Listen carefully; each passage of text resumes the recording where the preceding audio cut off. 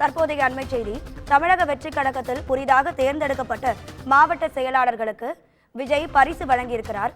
இது குறித்தான கூடுதல் தகவல்களை தருவதற்காக நமது செய்தியாளர் கீதன் இணைப்பில் இருக்கிறார். வணக்கம் கீதன், உங்க விரிவான தகவல்களை சொல்லுங்க.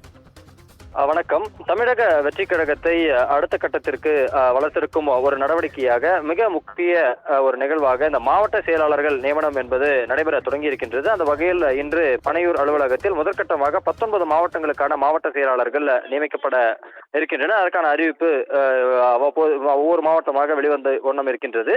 அந்த வகையில் புதிதாக தேர்ந்தெடுக்கப்பட்டுள்ள மாவட்ட செயலாளர்களுக்கு கட்சியின் தலைவர் விஜய் அவருடைய உருவம் பொறித்த வெள்ளிக்காசினை மாவட்ட செயலாளர்களுக்கு வழங்கி இருக்கின்றார். அதுபோல கட்சி நிர்வாக ரீதியாக 120 மாவட்டங்களாக பிரிக்கப்படும் என்றும் தற்பொழுது அறிவிப்பு வெளியாகி இருக்கக்கூடிய நிலையில் அவ்வாறு தேர்ந்தெடுக்கப்படக்கூடிய 120 மாவட்ட செயலாளர்களுக்கும் வெள்ளிக்காசு வழங்கப்பட இருக்கின்றது. அதன் விஜய் அவருடைய கையாலேயே மாவட்ட நிர்வாகிகளுக்கு அந்த மாவட்ட செயலாளர்களுக்கு வழங்கி வருகின்றார். தொடர்ந்து இந்த மாவட்ட செயலாளர்கள் நியமனம் மற்றும் நேர்காணல் என்பது அடுத்தடுத்து வரக்கூடிய நாட்களிலும் பணி கட்சி அலுவலகத்தில் நடைபெற இருக்கின்றது.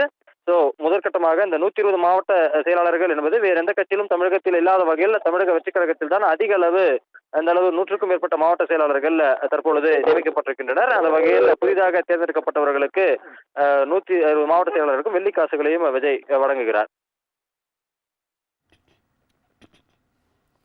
உங்க தகவல்களுக்கு நன்றி கீதன்.